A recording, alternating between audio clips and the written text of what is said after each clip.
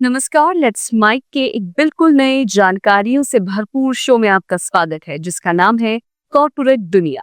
ये सिर्फ एक प्रोग्राम नहीं है बल्कि एक खिड़की है उस दुनिया की तरफ जहां बिजनेस की चालें, स्टार्टअप्स की उड़ानें, मार्केट की धड़कनें और कंपनियों के भीतर की कहानियां आपको समझाई जाएंगी आसान, रोचक और भरोसेमंद अंदाज में। आइए सबसे पहले नजर डालते हैं कारोबार की दुनिया की आज की खबरों पर। भारत और ब्रिटेन ने व्यापक आर्थिक और व्यापार समझौते पर हस्ताक्षर करके एक मजबूत आर्थिक साझेदारी बनाने की दिशा में एक बड़ा कदम उठाया है। इस समझौते पर प्रधानमंत्री नरेंद्र मोदी और ब्रिटिश प्रधानमंत्री कीर स्टारमर की उपस्थिति में वाणिज्य और उद्योग मंत्री पीयूष गोयल और ब्रिटेन के उद्योग और वाणिज्य राज्य मंत्री जोनाथन रेनॉल्ड्स ने हस्ताक्षर किए। इस व्यापार समझौते के तहत अगले साल से 99% भारतीय निर्यात ब्रिटेन में शुल्क मुक्त हो जाएगा, जबकि कारों और व्हिस्की जैसे ब्रिटिश उत्पादों पर भारत में शुल्क कम हो जाएगा। ये समझौता, जो उच्च टैरिफ पर अमेरिकी रोक की समाप्ति से कुछ दिन पहले हुआ है, इसका लक्ष्य 2030 तक दुनिया की 5वीं और 6ठी सबसे बड़ी अर्थव्यवस्थाओं के बीच 56 बिलियन अमेरिकी डॉलर के व्यापार को दुगना करना है। भारत ने चॉकलेट, बिस्किट और सौंदर्य प्रसाधनों सहित विभिन्न उपभोक्ता वस्तुओं के लिए अपना बाजार खोल दिया है। उसे वस्त्र, जूते, रत्न और आभूषण, खेल के सामान और खिलौना जैसे निर्यात उत्पादों तक ज्यादा पहुंच मिल सकेगी। इसके अलावा ब्रिटेन में कार्यरत टीसीएस और इन्फोसिस जैसी भारतीय कंपनियों को भारत से आने वाले कर्मचारियों के लिए 3 साल तक सोशल सिक्योरिटी कंट्रीब्यूशन नहीं करना पड़ेगा। प्रधानमंत्री नरेंद्र मोदी ने इस समझौते को साझा समृद्धि का खाका बताया। आज हमारे संबंधों में एक ऐतिहासिक दिवस है। मुझे प्रसन्नता है कि कई वर्षों की मेहनत के बाद आज दोनों देशों के बीच comprehensive economic and trade agreement संपन्न हुआ है। यह समझौता मात्र आर्थिक साझेदारी नहीं, बल्कि साझा समृद्धि की योजना है। एक और भारतीय textile, footwear, gems and jewellery, seafood और इंजीनियरिंग गुड्स को यूके में बेहतर मार्केट एक्सेस मिलेगा। भारत के एग्रीकल्चर, प्रोड्यूस और प्रोसेस्ड फूड इंडस्ट्री के लिए यूके की मार्केट में नए अवसर बनेंगे।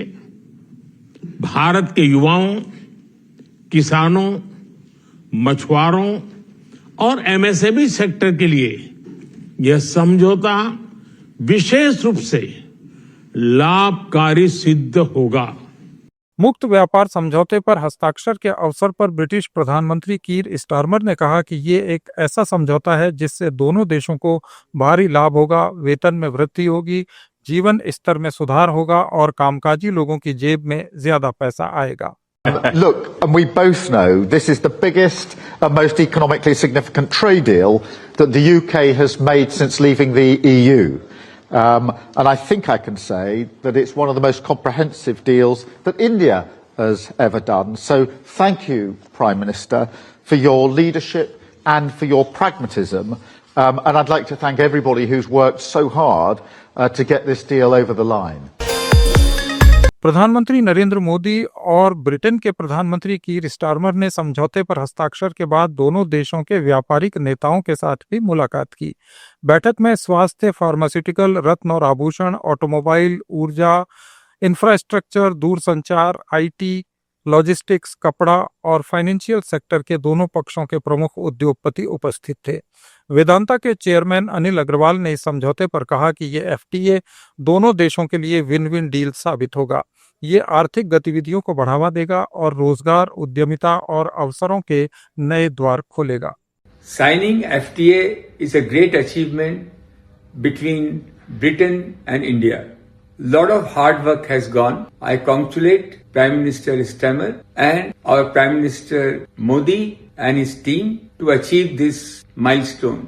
It was not an easy job. Both country has worked very hard. This will help both the country to increase the trade at least by $20 billion. Phenomenal job opportunity will come for both the country. India has a huge potential for back office, data center, development. UK will be the best partner for them. And this FTA will help both the country. Thank you. Ujjwala योजना देश में करोड़ों घरों की रसोई को रोशन कर रही है और महिलाओं के जीवन में बदलाव ला रही है। पेट्रोलियम मंत्री हरदीप पुरी ने अपने एक्स अकाउंट पर उज्ज्वला योजना का एक वीडियो शेयर करते हुए लिखा कि भारत के दूर दराज के इलाकों तक 10 करोड़ 33 लाख से ज्यादा एलपीजी कनेक्शन पहुंच चुके हैं, जो स्वच्छ हवा, बेहतर स्वास्थ्य और महिला सशक्तिकरण की दिशा में एक साहसिक कदम है। आईपीओ से पहले अनलिस्टेड मार्केट में नेशनल स्टॉक एक्सचेंज के शेयर्स की जबरदस्त मांग देखने को मिल रही है। इससे कंपनी में रिटेल निवेशकों की संख्या बढ़कर 1,46,000 हो गई है, जो किसी अन्य अनलिस्टेड कंपनी की तुलना में काफी ज्यादा है। एक्सचेंज के शेयरों की कीमतों में बढ़ी वृद्धि के बावजूद खुदरा निवेशकों की दिलचस्पी बनी हुई है। इन 1,46,000 निवेशकों के पास मौजूद एनएसई के शेयरों का मूल्य 2 लाख रुपए से कम है। पिछली तिमाही में यह आंकड़ा 33,896 रिटेल निवेशकों का था, जिसमें 4 गुने की बढ़ोतरी हुई है। रिलायंस इंफ्रास्ट्रक्चर और रिलायंस पावर के शेयर्स में 5% से ज्यादा की गिरावट दर्ज की गई। ये गिरावट उस समय आई जब मीडिया रिपोर्ट्स में खुलासा हुआ कि अनिल धीरूभाई अंबानी ग्रुप से जुड़ी कंपनियों और यस बैंक के बीच 3,000 करोड़ रुपए के कथित बैंक लोन घोटाले की जांच ईडी ने की है और छापेमारी की है। ईडी ने मुंबई और दिल्ली में 35 से ज्यादा स्थानों पर एक साथ सर्च ऑपरेशन चलाया।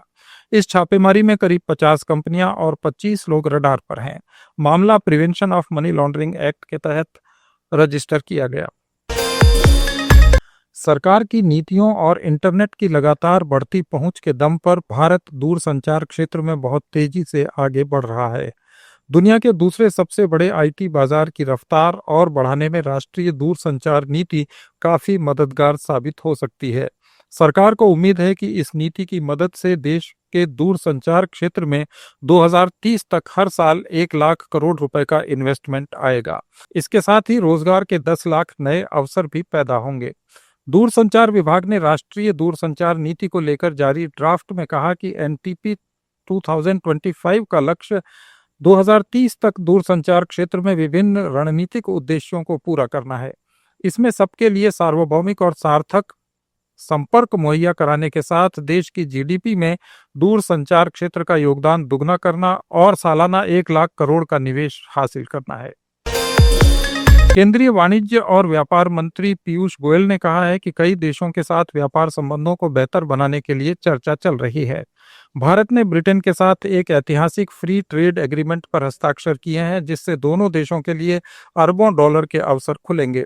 न्यूजीलैंड, ओमान, चिली, पेरू और यूरोपियन यूनियन के साथ भी अच्छी बातचीत चल रही है।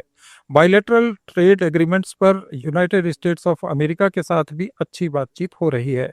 पीयूष गोयल ने कहा कि उन्हें विश्वास है कि इन सभी वार्ताओं के सकारात्मक परिणाम निकलेंगे। Indian business is very excited that we've got the free trade agreement in place, we've got the double contribution convention in place. Indian businesses have been very bullish on the UK, and if one looks at the investments flowing in from India to UK, it's a tad more than the other way around. So I think this will also encourage greater investments because of the stable and predictable environment, business environment. दुनिया की सबसे बड़ी tech company Google के CEO सुंदर Pichai billionaires की सूची में शामिल हो गए हैं। ब्लूमबर्ग के मुताबिक अब उनकी नेटवर्थ 1.1 बिलियन डॉलर यानी करीब 92 अरब रुपए हो गई है, जबकि फोर्ब्स के मुताबिक यह आंकड़ा 1.2 बिलियन डॉलर यानी करीब 100 अरब रुपए है। पिचाई की ये उपलब्धि इसलिए भी खास है क्योंकि वो कंपनी के फाउंडर नहीं हैं। गूगल की पेरेंट कंपनी अल्फाबेट ने अपनी तिमाही रिपोर्ट जारी की। कंपनी का मुनाफा इस तिमाही में 28.2 बिलियन डॉलर रहा, जबकि कमाई 96.4 बिलियन डॉलर की हुई। कंपनी ने बताया कि एआई की वजह से उसके हर सेगमेंट में मजबूती आई है। अमेरिका के राष्ट्रपति डोनाल्ड ट्रंप ने अमेरिका की गूगल और माइक्रोसॉफ्ट जैसी बड़ी टेक कंपनियों को भारत में हायरिंग रोकने को कहा है। ट्रंप ने वॉशिंगटन डीसी में आयोजित एआई समिट में कहा कि अमेरिका की सबसे बड़ी टेक कंपनियां हमारी आज़ादी का फायदा उठा रही हैं। ये फैक्ट्रियां चीन में लगाती हैं और भारत से लोग भर्ती करती हैं। उन्होंने कहा कि हम चाहते हैं कि गूगल और माइक्रोसॉफ्ट जैसी कंपनियां अमेरिकी वर्कर्स को प्रायोरिटी दें, यही देश हित में है। ट्रंप ने टेक कंपनियों के ग्लोबलिस्ट माइंडसेट की आलोचना करते हुए कहा कि अमेरिकियों को सबसे पहले नौकरी मिलनी चाहिए। And you know that, everybody knows that, everybody in this room certainly does. Many of our largest tech companies have reaped the blessings of American freedom while building their factories in China, hiring workers in India, and slashing profits in Ireland. You know that? All the while dismissing and even censoring their fellow citizens right here at home. Under President Trump, those days are over. We need U.S. technology companies to be all in for America. We want you to put America first. You have to do that. That's all we ask. That's all we ask. Bharat का IT sector Trump के इस बयान से प्रभावित हो सकता है। भारत में गूगल, माइक्रोसॉफ्ट और अन्य टेक कंपनियों के लाखों कर्मचारी हैं। ये कंपनियां बेंगलुरु, हैदराबाद और पुणे जैसे शहरों में बड़े ऑफिस चलाती हैं। इसके अलावा 2023 में US citizenship and immigration services के मुताबिक 72% H-1B वीजा भारतीयों को मिले, जो ज्यादातर डेटा साइंस, एआई और साइबर सिक्योरिटी जैसे क्षेत्रों में काम कर रहे हैं। भारतीय रिजर्व बैंक के पूर्व गवर्नर रघुराम राजन ने कहा है कि 16वें वित्त आयोग को स्थानीय निकायों, नगरपालिकाओं और पंचायतों को ज्यादा धनराशि आवंटित करने पर ध्यान देना चाहिए, जिससे वे लोगों के सामने पेश होने वाली समस्याओं से प्रभावी ढंग से निपट सकें। राजन ने कहा कि पिछले वित्त आयोगों ने राज्यों को अधिक धनराशि ट्रांसफर की थी। उन्होंने कहा कि हमें विभिन्न उद्योगों के बारे में रणनीतिक दृष्टिकोण अपनाने की जरूरत है। ये पता लगाना होगा कि हमें कहां बाधाओं का सामना करना पड़ सकता है और कहां उन बाधाओं को दूर करने के लिए उत्पादन शुरू करना हमारे लिए ज्यादा आसान है। Certainly the trade tensions are negative for both in terms of our exports as well as investment. But you must remember that there are opportunities also in what is happening to the extent that India is perceived as a alternative route to some of the other regions like the United States.